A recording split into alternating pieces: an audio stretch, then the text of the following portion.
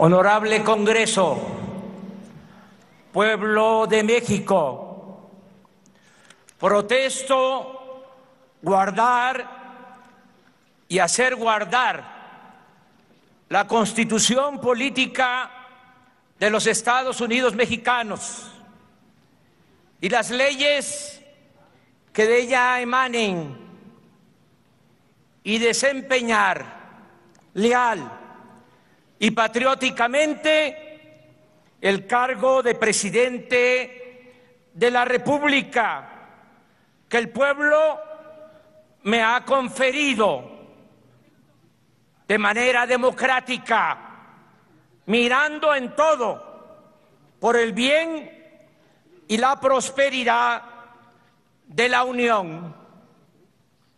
Y si así no lo hiciere, que la nación me lo demande.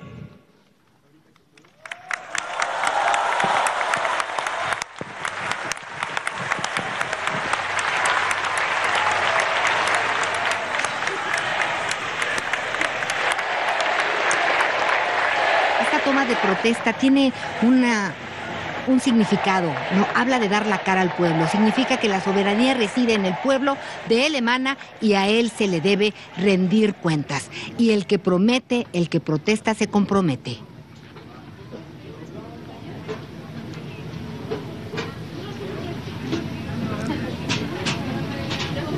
En este momento vemos como el presidente Enrique Peña Nieto se quita la banda presidencial, se la entrega al presidente del Congreso, Porfirio Muñoz Ledo, quien a su vez se la otorgará al presidente de la República.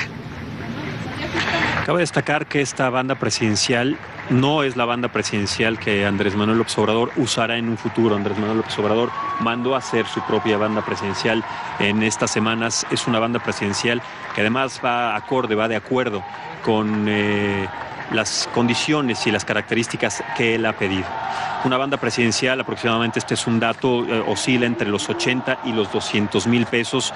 El escudo nacional, el escudo del centro, está elaborado con hilo de oro. Los colores, el verde, blanco y rojo, son además adecuados y están apegados a los patentes. Vamos a escuchar nuevamente a Andrés Manuel López Obrador.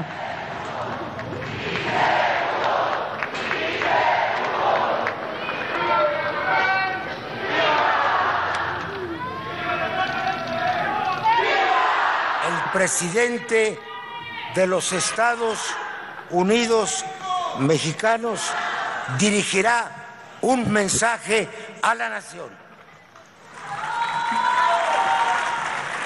Diputadas y diputados, senadoras, senadores,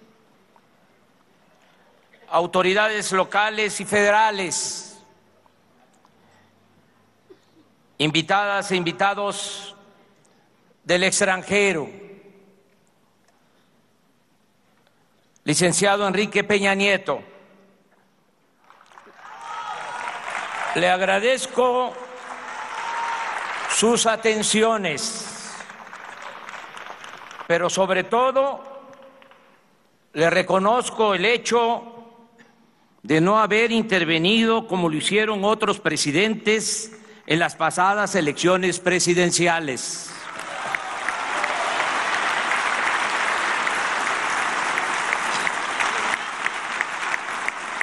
Hemos padecido ya ese atropello antidemocrático y valoramos el que el presidente en funciones respete la voluntad del pueblo. Por eso, muchas gracias, licenciado Peña Nieto.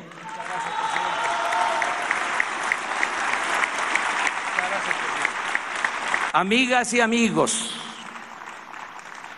por mandato del pueblo, iniciamos hoy la cuarta transformación política de México. Puede parecer pretencioso o exagerado, pero hoy no solo inicia un nuevo gobierno, hoy comienza un cambio de régimen político. A partir de ahora se llevará a cabo una transformación pacífica y ordenada, pero al mismo tiempo profunda y radical, porque se acabará con la corrupción y con la impunidad que impiden el renacimiento de México.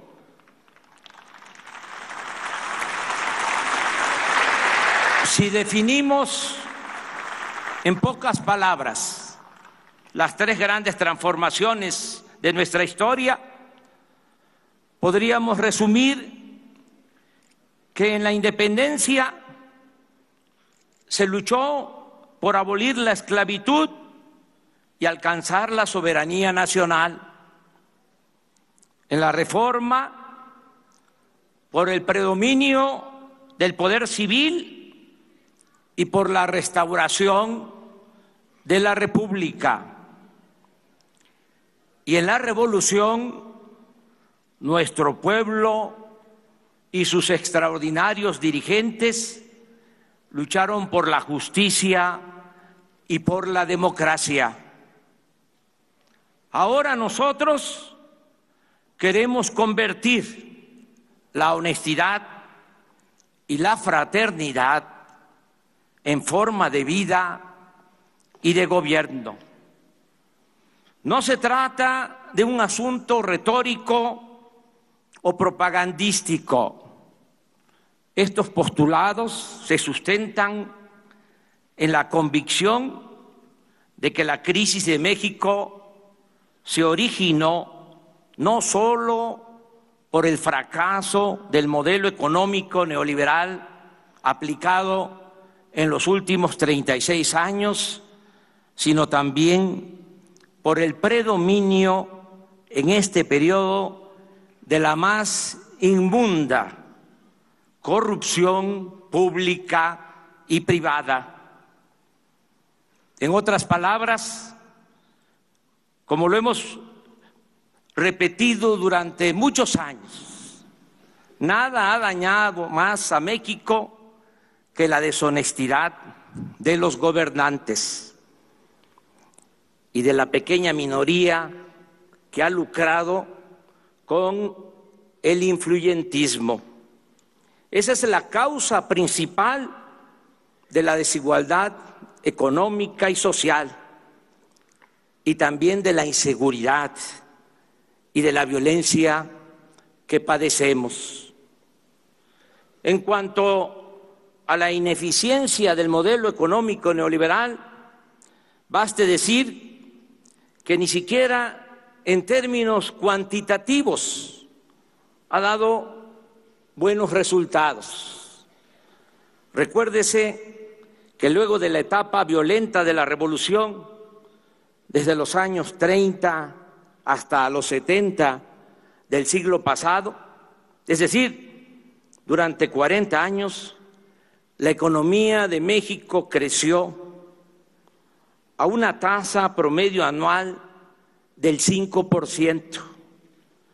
Y durante ese mismo periodo, en 2 sexenios consecutivos, de 1958 a 1970, cuando fue ministro de Hacienda Antonio Ortiz Mena, la economía del país no solo creció al 6% anual, sino que este avance se obtuvo sin inflación y sin incremento de la deuda pública. Por cierto, Ortiz Mena no era economista, sino abogado. Posteriormente, hubo 2 gobiernos, de 1970 a 1982, en que la economía también creció a una tasa del 6% anual, pero con graves desequilibrios macroeconómicos, es decir, con inflación y endeudamiento. En cuanto a la política económica aplicada durante el periodo neoliberal, de 1983 a la fecha, ha sido la más ineficiente en la historia moderna de México. En este tiempo, la economía ha crecido en 2% anual y tanto por ello como por la tremenda concentración del ingreso en pocas manos, se ha empobrecido a la mayoría de la población, hasta llevarla a buscarse la vida en la informalidad, a emigrar masivamente del territorio nacional o a tomar el camino de las conductas antisociales.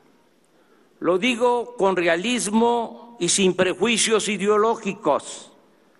La política económica neoliberal ha sido un desastre, una calamidad para la vida pública del país. Por ejemplo, la reforma energética que nos dijeron vendría a salvarnos, solo ha significado la caída en la producción de petróleo y el aumento desmedido en los precios de las gasolinas, el diésel, el gas y la electricidad. Cuando se aprobó la reforma energética hace 4 años, se afirmó que se iba a conseguir inversión extranjera a raudales, como nunca. El resultado es que apenas llegaron 760 millones de dólares de capital foráneo, lo que únicamente representa el 1.9% de la incipiente inversión pública realizada por Pemex en el mismo periodo y apenas el 0.7% de la inversión prometida. En los considerandos de las leyes aprobadas en ese entonces, se aseguraba que en ese año íbamos a estar produciendo 3 millones de barriles diarios. Y la realidad es que estamos extrayendo solo 1.763.000 barriles diarios, es decir, 41% menos de lo estimado y con tendencia a la baja. Es tan grave el daño causado al sector energético nacional durante el neoliberalismo que no solo somos el país petrolero que más gasolinas importa en el mundo, sino que ahora ya estamos comprando petróleo crudo para abastecer a las únicas 6 refinerías que apenas sobreviven. Téngase en cuenta que precisamente desde hace 40 años no se construye una nueva refinería en el país. Aquí agrego otros saldos de la política económica neoliberal o neoporfirista. De México es originario el maíz, esa planta bendita, y somos la nación que más importa maíz en el mundo. Antes del neoliberalismo producíamos y éramos autosuficientes en gasolinas, diésel, gas, energía eléctrica. Ahora compramos más de la mitad de lo que consumimos de estos insumos. En este periodo, el poder adquisitivo del salario mínimo se ha deteriorado en 60% y el salario de los mexicanos es de los más bajos del planeta. Tenemos el doble de enfermos de diabetes en comparación con países de América Latina. Durante el periodo neoliberal nos convertimos en el segundo país del mundo con mayor migración. Viven y trabajan en Estados Unidos 24 millones de mexicanos. Y por lo que hace a la violencia, estamos en los primeros lugares del mundo. Según la última medición de Transparencia Internacional, ocupamos el lugar 135 en comparación con 176 países evaluados. Ocupamos el lugar 135 en corrupción entre 176 países evaluados. Y pasamos a ese sitio luego de estar en el lugar 59 en el 2000, subir al 70 en el 2006, escalar al 106 en el 2012 y llegar en 2017 a la vergonzosa posición en que nos encontramos. Por eso insisto, el distintivo del neoliberalismo es la corrupción. Suena fuerte, pero privatización ha sido en México sinónimo de corrupción. Desgraciadamente, casi siempre ha existido este mal en nuestro país, pero lo sucedido durante el periodo neoliberal no tiene precedente. En estos tiempos, el sistema en su conjunto ha operado para la corrupción. El poder político y el poder económico se han alimentado y nutrido mutuamente y se ha implantado como modus operandi el robo de los bienes del pueblo y de las riquezas de la nación. En la época de la llamada o del llamado desarrollo estabilizador o compartido, que va de los años 30 a los 70 del siglo pasado, los gobernantes no se atrevieron a privatizar las tierras ejidales, los bosques, las playas, los ferrocarriles, las telecomunicaciones, las minas, la industria eléctrica, ni mucho menos a enajenar el petróleo. Pero en estas últimas 3 décadas, las máximas autoridades se han dedicado, como en el porfiriato, a concesionar el territorio y a transferir empresas y bienes públicos e incluso funciones del Estado a particulares, nacionales y extranjeros. No se trata, como antes, de actos delictivos individuales o de una red de complicidades para hacer negocios al amparo del gobierno.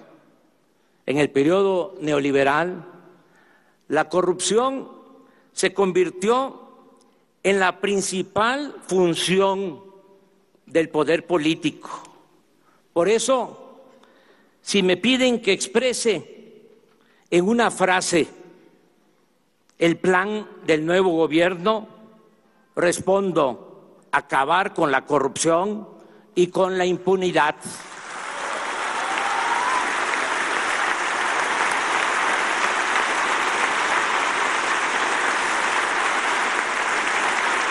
Pero al contrario de lo que pudiera suponerse, esta nueva etapa la vamos a iniciar sin perseguir a nadie, porque no apostamos al circo y a la simulación.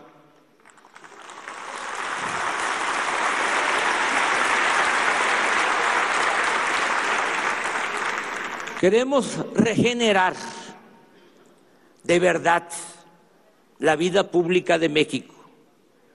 Además, siendo honestos como lo somos, si abrimos expedientes, dejaríamos de limitarnos a buscar archivos expiatorios, como se ha hecho siempre, y tendríamos que empezar por los de mero arriba, tanto del sector público como del sector privado. No habría juzgados ni cárceles suficientes.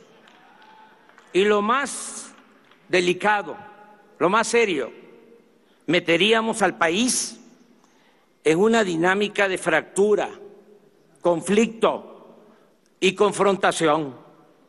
Y ello nos llevaría a consumir tiempo, energía y recursos que necesitamos para emprender la regeneración verdadera y radical de la vida pública de México, la construcción de una nueva patria, la reactivación económica y la pacificación del país.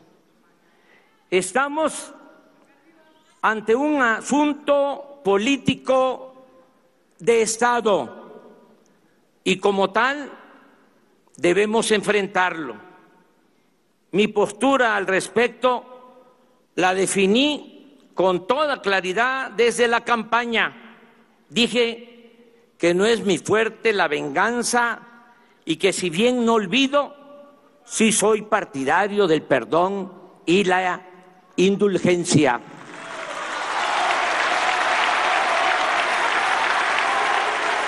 Además, y esto es muy importante, creo precisamente que en el terreno de la justicia se pueden castigar los errores del pasado, pero lo fundamental es evitar los delitos del porvenir.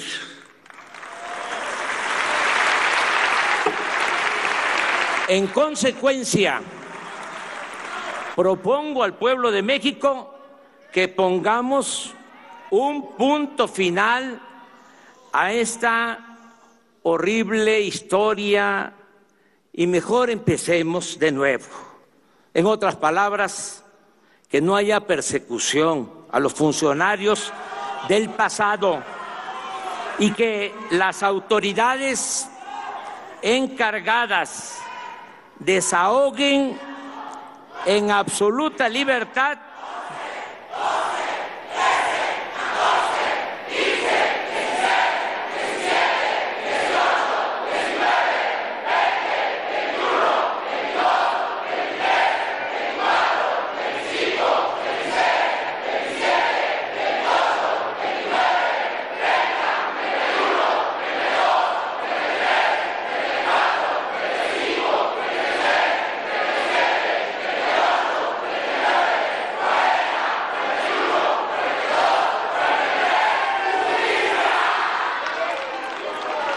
que las autoridades encargadas desahoguen en absoluta libertad los asuntos pendientes. Por cierto, hoy se constituye una comisión de la verdad para castigar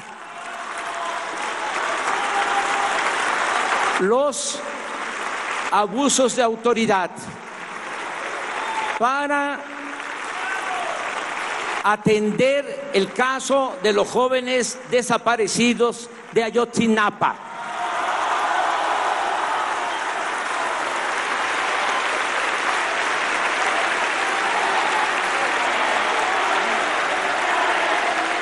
Que se castigue a los que resulten responsables, pero que la presidencia se abstenga de solicitar investigaciones en contra de los que han ocupado cargos públicos o se hayan dedicado a hacer negocios al amparo del poder durante el periodo neoliberal.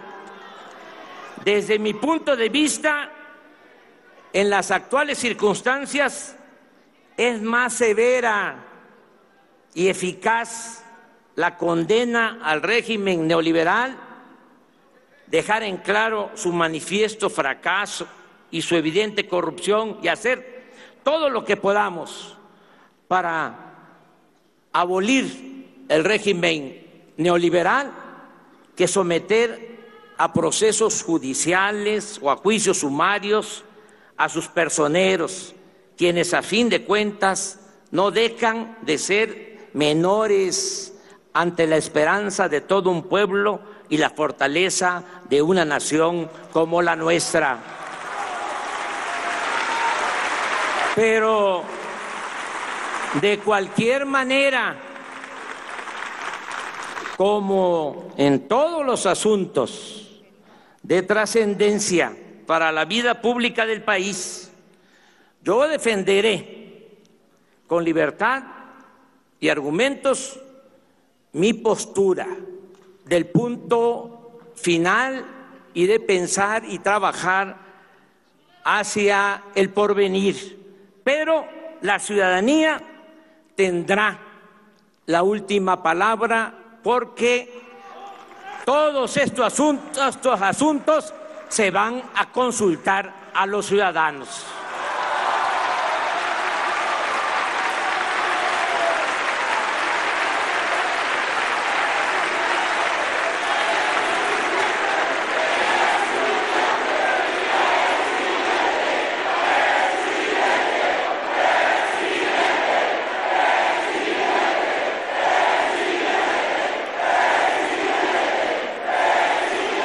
También aclaro que si se acepta mi propuesta de mantener al margen de este asunto al Poder Ejecutivo, tal determinación se aplicará para los de antes y para los que se van, no para nosotros, quienes mantendremos en alto el ideal y la práctica de la honestidad.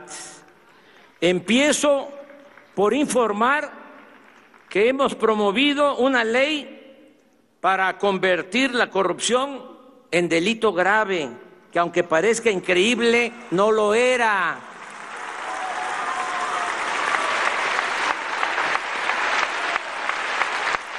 Con apego a mis convicciones y en uso de mis facultades, me comprometo a no robar y a no permitir que nadie se aproveche de su cargo o posición para sustraer bienes del erario o hacer negocios al amparo del poder público. Esto aplica para amigos, aplica para compañeros de lucha y familiares. Dejo en claro que si mis seres queridos, mi esposa o mis hijos cometen un delito, deberán ser juzgados como cualquier otro ciudadano. Yo solo respondo por mi hijo Jesús, por ser menor de edad. En cuanto a mi persona, he promovido desde hace años la reforma al artículo 108 de la Constitución para eliminar la impunidad y los fueros de los altos funcionarios públicos, empezando por el presidente de la República, quien ahora, según una iniciativa de ley que hoy, este día, estoy enviando al Senado, podrá ser el presidente de la República juzgado como cualquier ciudadano por el delito que sea, aún estando en funciones.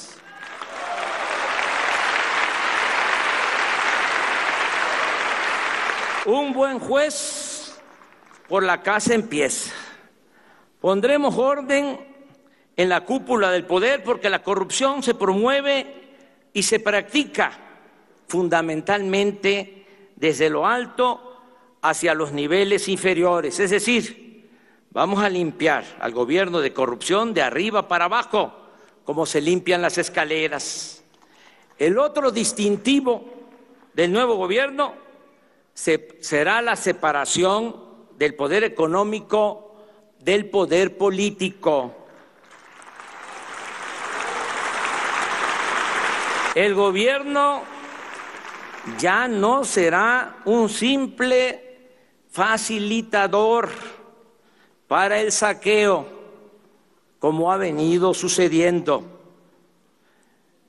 Ya el gobierno no va a ser un comité al servicio de una minoría rapaz.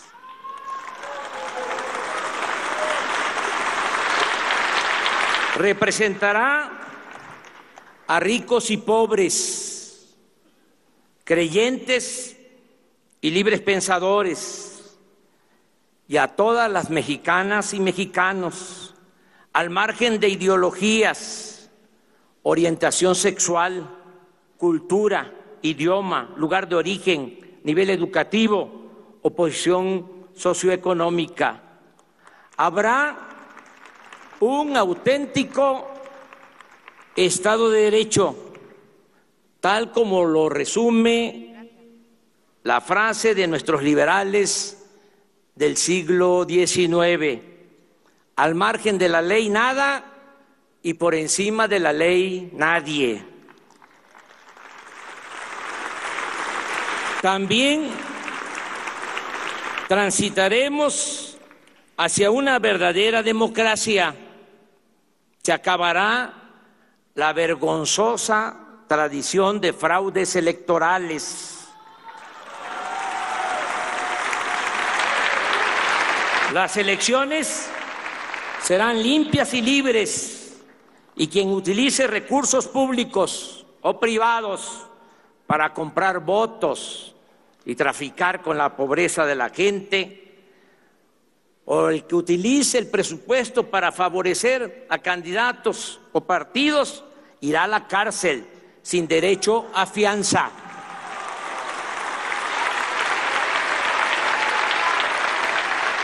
El combate a la corrupción y la austeridad nos permitirá liberar suficientes fondos, más de lo que imaginamos, mucho más, para impulsar el desarrollo de México.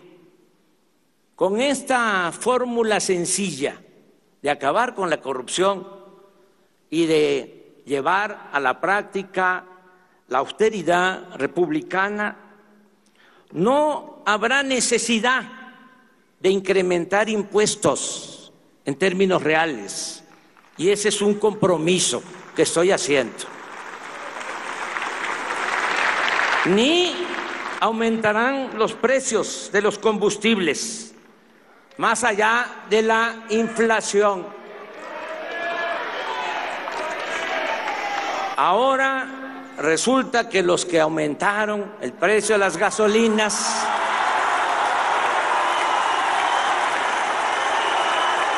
están pidiendo que baje. Hago el compromiso responsable que pronto, muy pronto, cuando terminemos la refinería que vamos a construir en México y se rehabiliten 6 refinerías, va a bajar el precio de la gasolina y de todos los combustibles.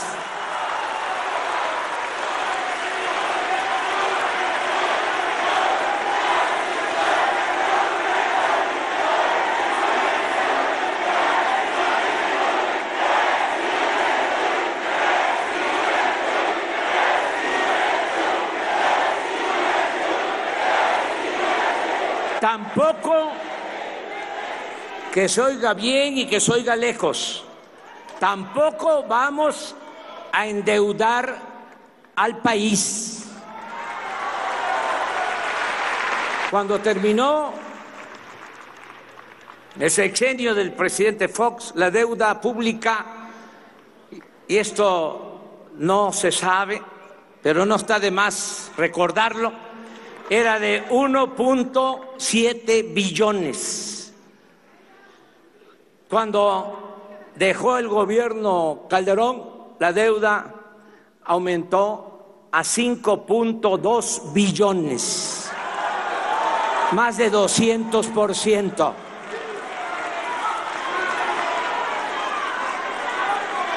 Y en esos 2 sexenios fue cuando se recibió más dinero por la venta de petróleo al extranjero. Y todo se derrochó o se fue por el caño de la corrupción. Ahora la deuda es de 10 billones. Nada más para pagar el servicio de esa enorme deuda tenemos que destinar del presupuesto del año próximo alrededor de 800,000 millones de pesos. Por eso ya no va a aumentar la deuda pública. Ese es nuestro compromiso. No gastaremos más de lo que ingrese a la hacienda pública.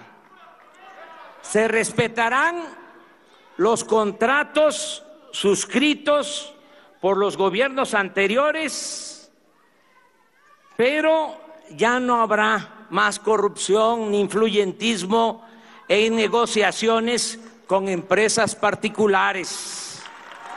Me comprometo, y soy hombre de palabra, a que las inversiones de accionistas nacionales y extranjeros estarán seguras y se crearán condiciones hasta para obtener buenos rendimientos, porque en México habrá honestidad, Estado de Derecho, reglas claras, crecimiento económico y habrá confianza. Reitero también que se respetará la autonomía del Banco de México. Estamos elaborando el presupuesto del año próximo y gracias a los ahorros que obtendremos con el combate a la corrupción y con la aplicación de las medidas de austeridad, se incrementará la inversión pública para rescatar la industria petrolera y la industria eléctrica. Vamos a impulsar proyectos productivos con inversión pública y privada, nacional y extranjera. Estos proyectos se crearán como cortinas de desarrollo de sur a norte del país para retener a los mexicanos en sus lugares de origen. Queremos que la migración sea optativa, no obligatoria. Vamos a lograr que los mexicanos tengan trabajo, prosperen y sean felices donde nacieron, donde están sus familiares, sus costumbres y sus culturas. Por ello, se construirá el Tren Maya, se sembrarán 1 millón de hectáreas de árboles frutales y maderables en el sur-sureste. Se rehabilitarán, como ya lo expresé, las refinerías existentes y haremos una nueva refinería en Dos Bocas, Paraíso, Tabasco, para dejar de comprar la gasolina en el extranjero. En el Istmo de Tehuantepec se promoverá la creación de una vía férrea para un tren de contenedores de carga y se ampliarán los puertos de Salina Cruz y Coatzacoalcos para comunicar en menos tiempo a los países de Asia con la costa este de Estados Unidos. En este corredor habrá energía eléctrica y gas a precios bajos, así como subsidios fiscales para la instalación de fábricas y la creación de empleos. En 3 años estará funcionando. Me canso ganso.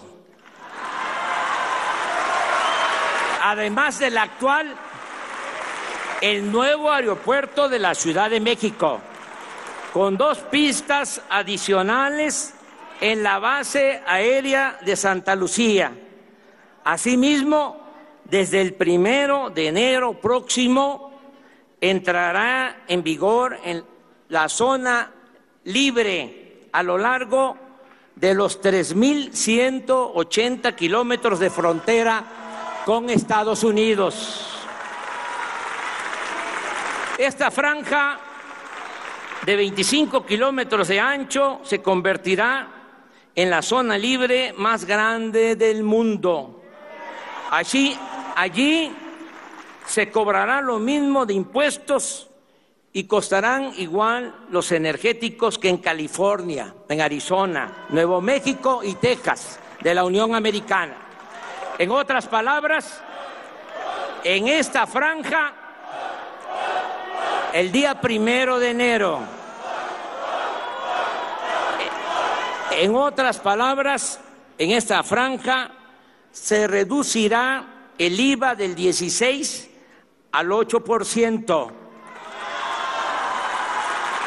El impuesto sobre la renta bajará al 20%. La gasolina, el gas y la electricidad costarán menos que en el resto del país y se aumentará al doble el salario mínimo. Esta será la última cortina de desarrollo para retener con trabajo y bienestar a nuestros compatriotas en el territorio nacional. En cuanto al bienestar de nuestro pueblo, el plan es combatir la pobreza y la marginación como nunca se ha hecho en la historia. Hoy presento formalmente a este Congreso reformas constitucionales, proyectos de reforma a la Constitución para establecer el estado de bienestar y garantizar el derecho del pueblo a la salud, la educación y a la seguridad social. Haremos a un lado la hipocresía neoliberal. El Estado se ocupará de disminuir las desigualdades sociales. No se seguirá desplazando a la justicia social de la agenda del gobierno. No se condenará a quienes nacen pobres a morir pobres.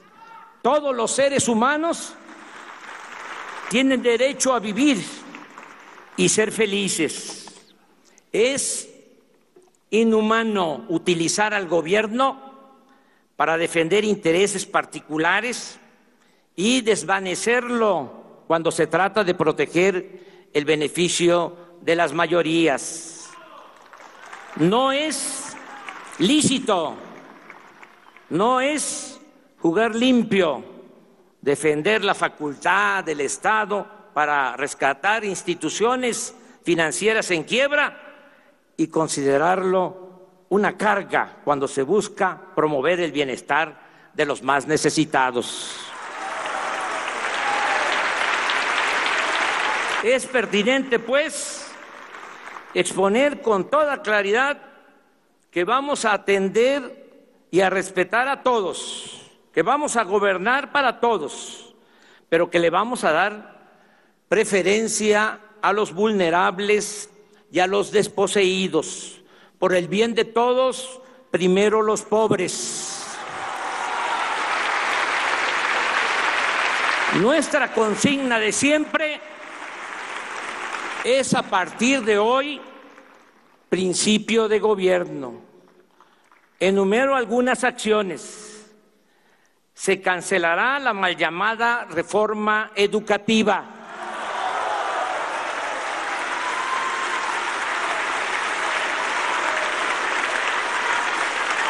Se creará el Instituto Nacional para la Atención de los Pueblos Indígenas.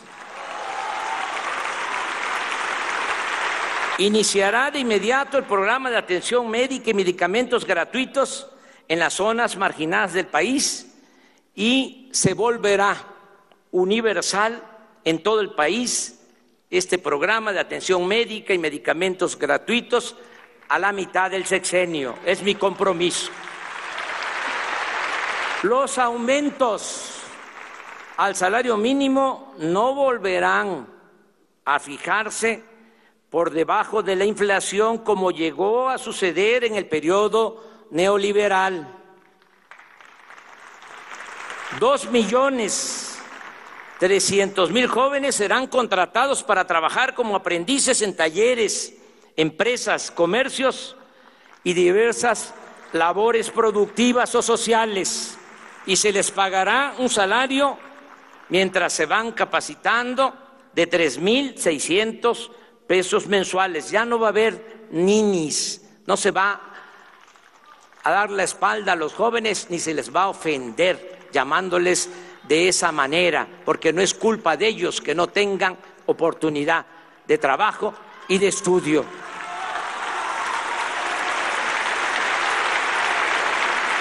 Se otorgarán 10 millones de becas a estudiantes en todos los niveles de escolaridad.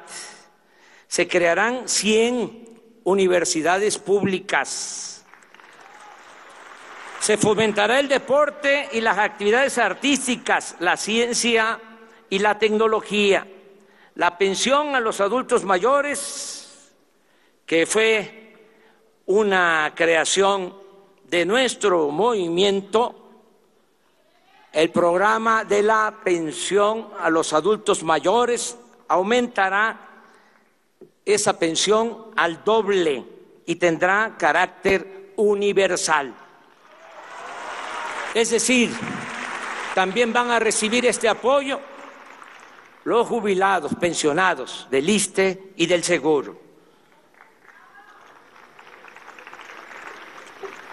1 millón de personas con discapacidad o con capacidades diferentes tendrán una pensión igual que la de los adultos mayores. Se atenderá de inmediato a los damnificados por los sismos. Se otorgarán créditos a la palabra a agricultores, ganaderos, pescadores, a dueños de talleres, a los artesanos, a pequeños comerciantes, a empresarios. Se ayudará a productores del campo con subsidios y precios de garantía, y se venderá a precio justo una canasta de alimentos básicos para combatir la desnutrición y el hambre. Es importante precisar que los destinatarios de estos programas recibirán lo que les corresponde de manera directa, personalizada, sin intermediarios, con el propósito de que no haya manipulación de los apoyos con fines electorales y que lleguen a sus beneficiarios completos estos apoyos, sin moches ni comisiones indebidas. También vamos a evitar afectaciones al medio ambiente. Aprovecho para reiterar que no se permitirá el fracking ni transgénicos.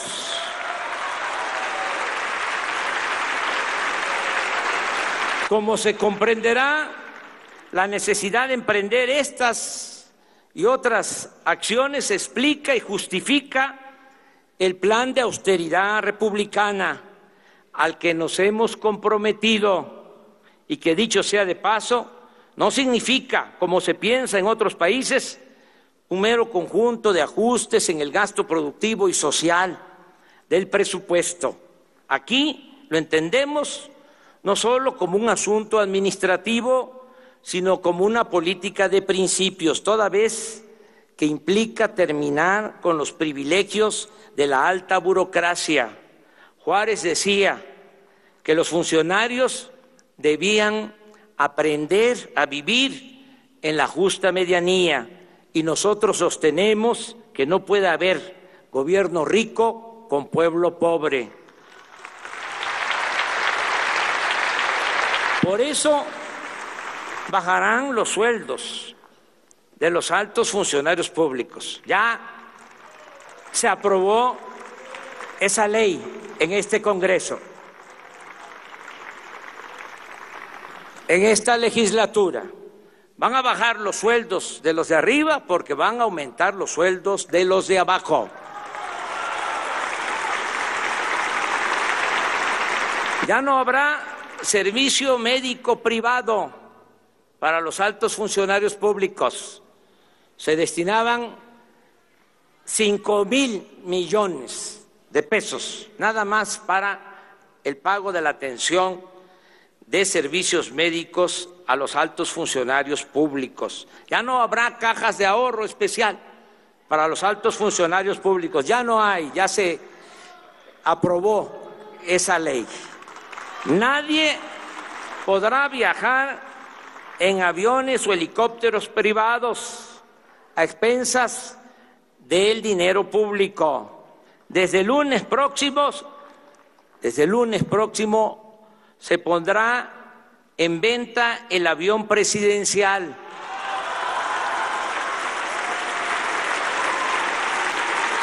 Y toda la flotilla de aviones y helicópteros para uso de altos funcionarios.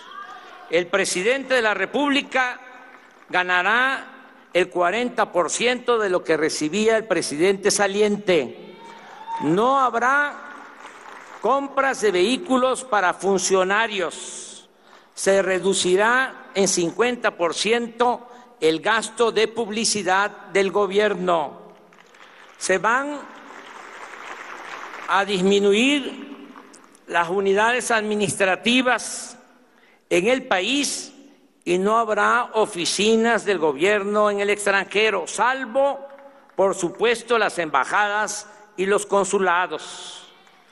Los 8,000 elementos del Estado Mayor que se destinaban a cuidar al presidente y los 3,200 agentes de gobernación hasta ayer dedicados al espionaje pasarán a formar parte de la Guardia Nacional.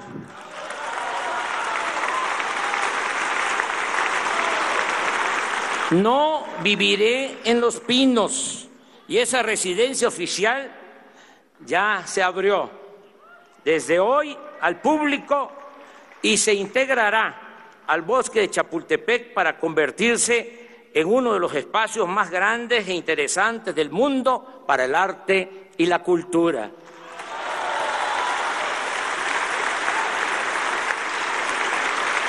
Otro cambio importante será el de la creación de la Guardia Nacional si lo autoriza el pueblo y el Poder Legislativo, para enfrentar el grave problema de la inseguridad y de la violencia que padecemos. Esto significa replantear el papel de las Fuerzas Armadas ante la inoperancia de las corporaciones policiales.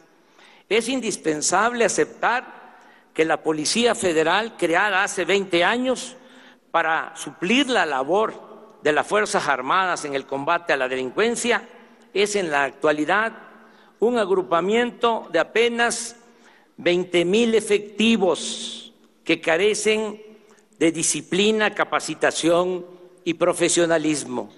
En cuanto a los agentes ministeriales y los cuerpos policiales estatales y municipales, se debe reconocer, sin generalizar, que muchos están movidos por la corrupción y no por el deber del servicio público, y que su descomposición los pone bajo el dominio de la delincuencia. El ciudadano mexicano en la actualidad está en estado de indefensión. No tenemos policías para cuidar a los ciudadanos.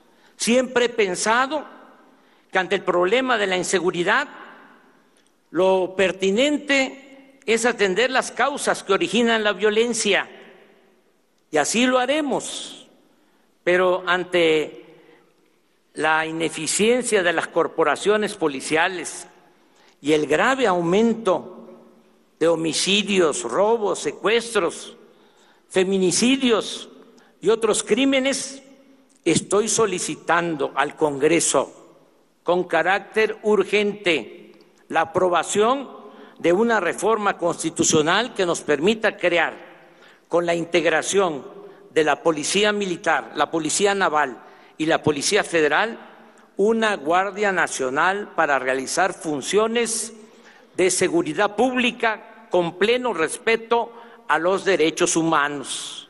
Sé que es un tema polémico, pero tengo la obligación de expresar mi punto de vista con realismo y argumentos.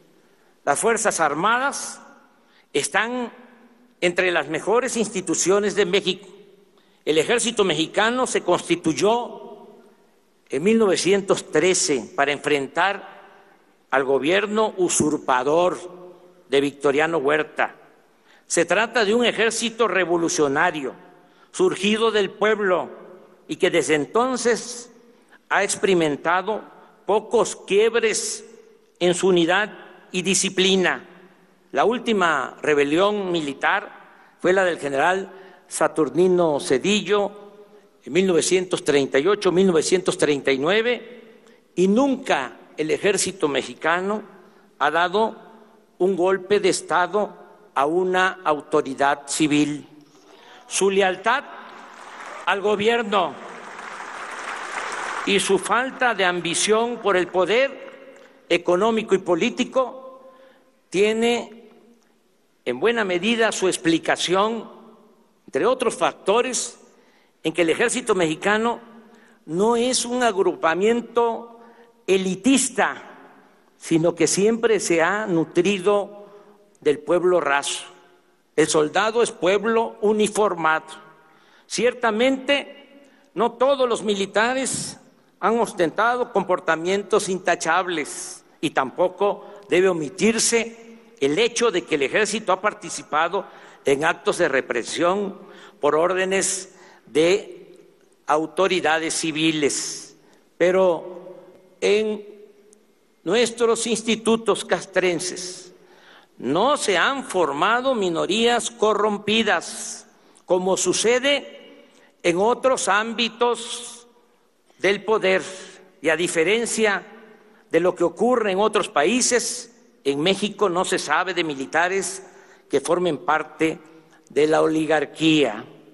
Además, es un hecho que el ejército cuenta con respaldo de la opinión pública. Es una institución que a lo largo de su historia ha mantenido su profesionalismo y ha sido eficaz, sin duda, en tareas de auxilio a la población en casos de desastre, en terremotos, inundaciones, huracanes, y ha prestado otros servicios a la comunidad.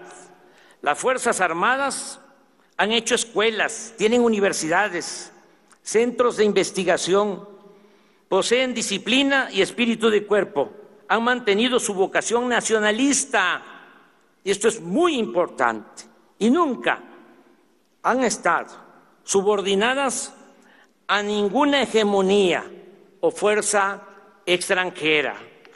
Lo mismo puede decirse de la Secretaría de Marina.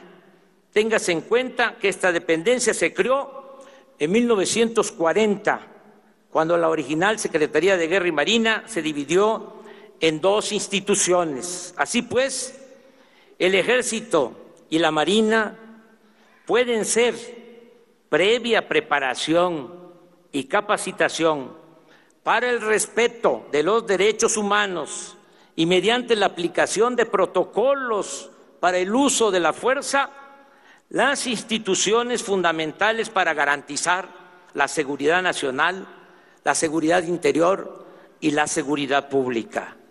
Agrego que el Plan de Paz y Seguridad incluye la creación de 266 coordinaciones territoriales en el país. Todos los días, desde las 6 de la mañana, voy a presidir en Palacio Nacional la reunión del Gabinete de Seguridad, en la cual recibiremos el parte o reporte de lo sucedido en las últimas 24 horas y tomaremos las medidas necesarias. Añado que según nuestras leyes, el titular del Poder Ejecutivo es el comandante supremo de las Fuerzas Armadas y reafirmo el compromiso de que el presidente de México nunca dará la orden de reprimir al pueblo ni será cómplice o encubridor de eventuales violaciones a los derechos humanos.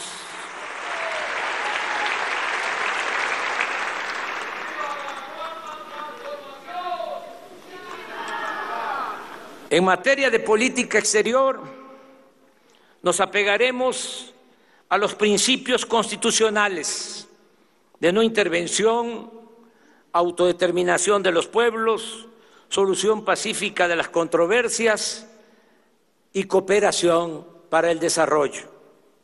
Mantendremos buenas relaciones con todos los pueblos y gobiernos del mundo. Por eso agradezco la presencia del señor Michael Pence, vicepresidente de los Estados Unidos, y de su señora esposa, Karen Pence. Y quiero destacar que desde el día 1 de julio, desde el día de mi elección, he recibido un trato respetuoso del presidente Donald Trump, a quien agradezco que en plan de amistad haya enviado a esta ceremonia a su hija Ivanka. La misma atención he recibido del primer ministro de Canadá, Justin Trudeau. Con ellos, con los dos mandatarios, con el presidente de Estados Unidos y con el primer ministro de Canadá, estoy hablando para ir más allá del Tratado de Libre Comercio de América del Norte y lograr un acuerdo de inversión entre empresas y gobiernos de las tres naciones para impulsar el desarrollo de los países centroamericanos y también del nuestro, y enfrentar de esta forma y no con medidas coercitivas el fenómeno migratorio.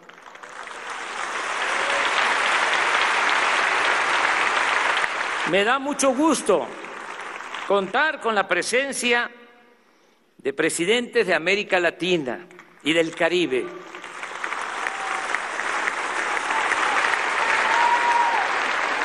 México no dejará de pensar en Simón Bolívar y en José Martí, quienes junto con Benito Juárez siguen guiando con sus ejemplos de patriotismo el camino a seguir de pueblos y de dirigentes políticos. Gracias por estar aquí, Jimmy Morales Cabrera, presidente de la República Vecina de Guatemala.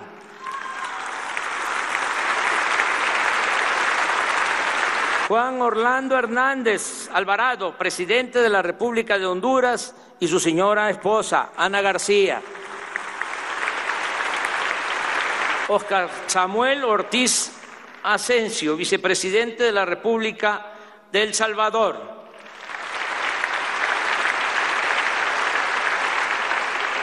Colville Young, gobernador general también de nuestra vecina República de Belice.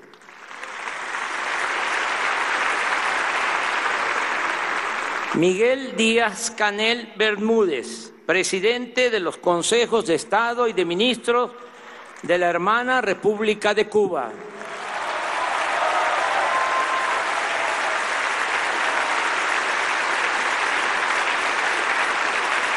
Danilo Medina Sánchez, presidente de la República Dominicana.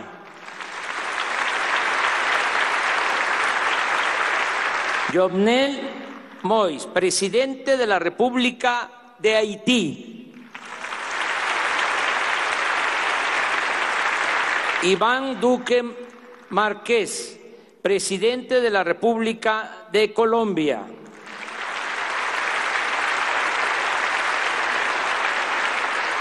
Nicolás Maduro Moros, presidente de la República Bolivariana de Venezuela.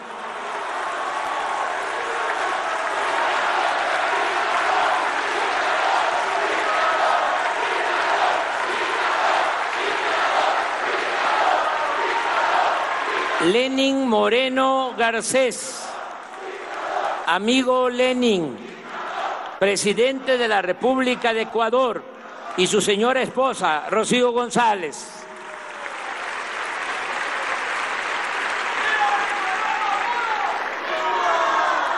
Amigo Evo Morales, presidente del Estado Plurinacional de Bolivia.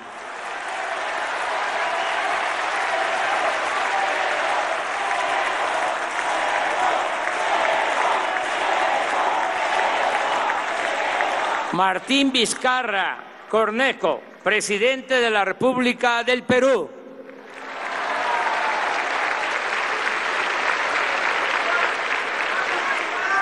Agradezco la presencia de Julie Payet, gobernadora general de Canadá.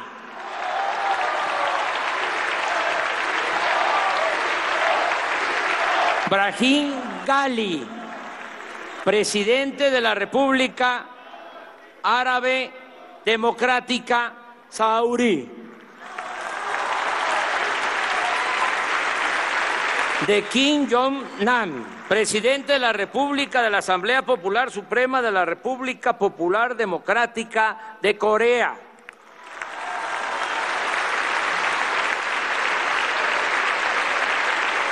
Jen Yuanyu, vicepresidenta de la Asamblea Popular China. También agradezco por los lazos de historia, de cultura que nos unen, la presencia de Felipe VI, rey de España.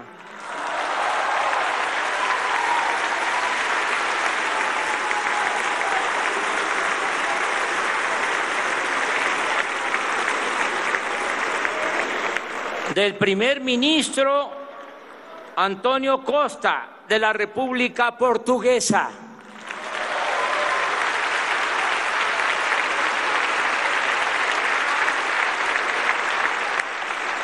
De Eugene Regunat, primer ministro y ministro de Asuntos Generales de Curazao.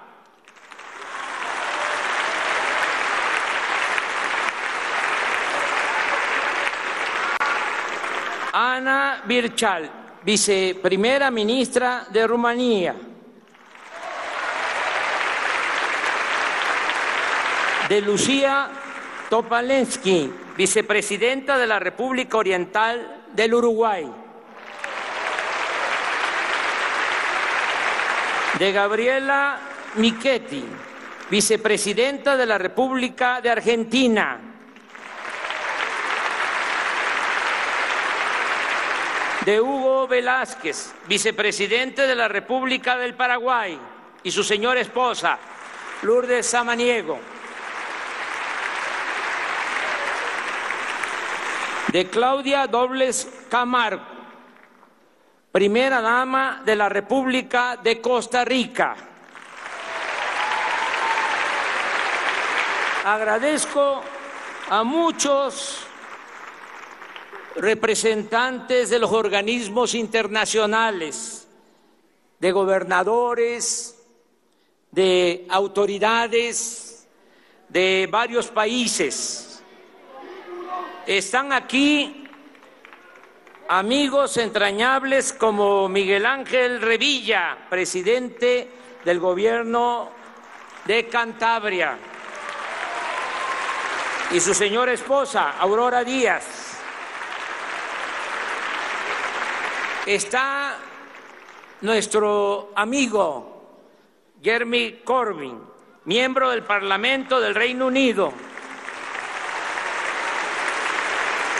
dirigente del Partido Laborista.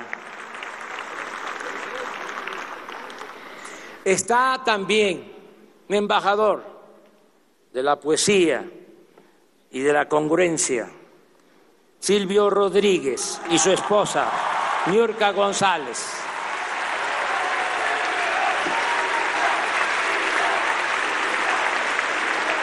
Amigas y amigos, llegué a la presidencia de la República después de muchos años de lucha personal y colectiva.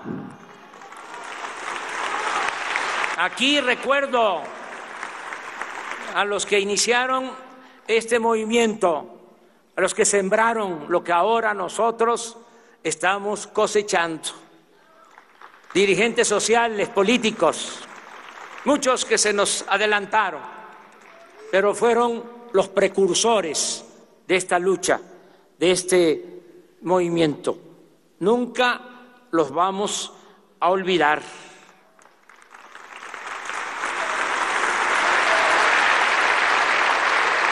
Llegamos después de muchos años y en mi caso, como en la mayoría de los que forman parte de este gran movimiento, sin dejar la dignidad en el camino,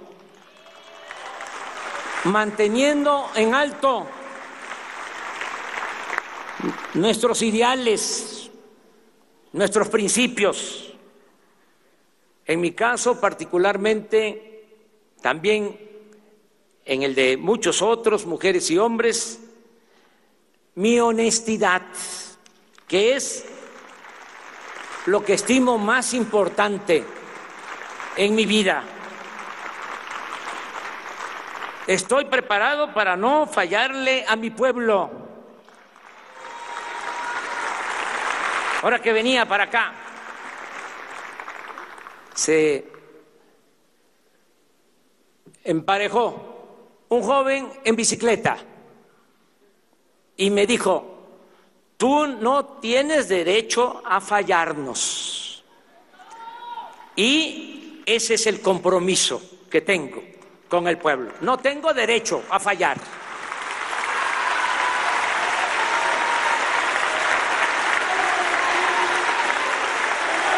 Nada material me interesa, ni me importa la parafernalia del poder. Siempre he pensado que el poder debe ejercerse con sabiduría y humildad y que solo adquiere sentido y se convierte en virtud cuando se pone al servicio de los demás. Estoy consciente de la gran expectativa que existe entre los mexicanos y el desafío que significa enfrentar los grandes y graves problemas nacionales. Pero estoy optimista y creo que vamos a salir bien, vamos a enfrentar bien los grandes y graves problemas nacionales, porque creo en el pueblo y en su cultura, la cultura del pueblo, de nuestro pueblo, las culturas de México, que siempre han sido nuestras salvadoras. Con nuestras culturas hemos enfrentado epidemias, terremotos, inundaciones, hambrunas, invasiones, guerras civiles, crisis económicas, epidemias, malos gobiernos y otras calamidades. Y siempre hemos resurgido con dignidad y con orgullo. La herencia de civilizaciones nos ha forjado como un pueblo tenaz y combativo, luchón, emprendedor, honesto, con una excepcional idiosincrasia de fraternidad, de amor al prójimo, de verdadera solidaridad. Nuestro pueblo no es flojo, no es perezoso, no es indolente, por el contrario, es de las sociedades más trabajadoras del mundo. Y ahí está el ejemplo de nuestros paisanos migrantes que por necesidad han ido a ganarse la vida a Estados Unidos y ahora están enviando a sus familiares 30,000 millones de dólares anuales. Esas remesas son la principal fuente de ingresos de nuestro país y el dinero de mayor beneficio social que recibimos del extranjero. México no es el cuerno de la abundancia que su silueta en el mapa pareciera evocar, pero aún así tenemos muchos recursos naturales: agua, petróleo, gas, yacimientos minerales, vientos, sol, playas. Contamos con bosques y selvas, con buenas tierras para la producción agropecuaria y forestal, y somos de los países con mayor biodiversidad en el mundo. Por eso estoy optimista. Creo que ya estamos logrando, se está iniciando y ya vamos en el camino de lograr el renacimiento de México, que nos vamos a convertir en una potencia económica y sobre todo en un país modelo que habrá de demostrar al mundo que acabar con la corrupción es posible, y así lo haremos, porque de esa manera construiremos una sociedad más justa, democrática, fraterna y siempre alegre. Son 3 cosas las que necesitamos para enfrentar la crisis de México, y 2 de ellas están aseguradas de antemano. Lo reitero: un pueblo trabajador y suficientes riquezas naturales. Pronto, muy pronto, tendremos lo tercero: un buen gobierno. Y en ese compromiso empeño mi honor y mi palabra. Gobernaré con entrega total a la causa pública. Dedicaré todo mi tiempo, mi imaginación, mi esfuerzo a recoger los sentimientos y a cumplir con las demandas de la gente. Actuaré sin odios, no le haré mal a nadie, respetaré las libertades, apostaré siempre a la reconciliación y buscaré que entre todos y por el camino de la concordia logremos la 4ª transformación de la vida pública de México. Por último, así como soy juarista y cardenista, también soy maderista y partidario del sufragio efectivo y de la no reelección. Trabajaré 16 horas diarias para dejar en 6 años muy avanzada la obra de transformación. Haré cuanto pueda para obstaculizar las regresiones en las que conservadores y corruptos estarán empeñados. Por eso aplicaremos rápido, muy rápido, los cambios políticos y sociales para que si en el futuro nuestros adversarios, que no nuestros enemigos, nos vencen, les cueste mucho trabajo dar marcha atrás a lo que ya habremos de conseguir.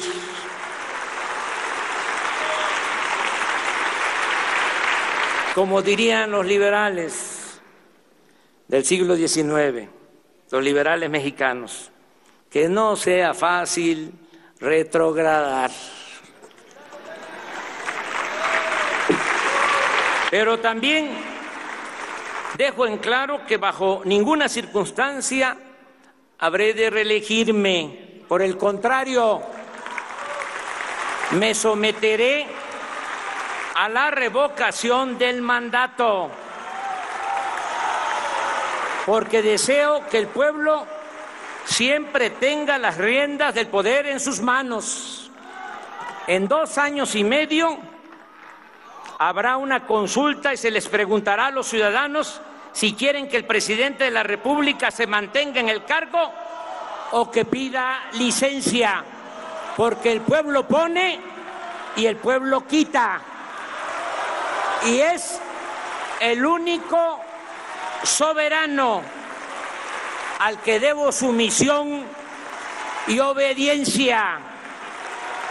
Acepto el reto y les invito a participar para celebrar juntas y juntos el esplendor y la grandeza futura de nuestro querido México. Gracias de todo corazón. ¡Que viva México! ¡Viva México! ¡Viva México!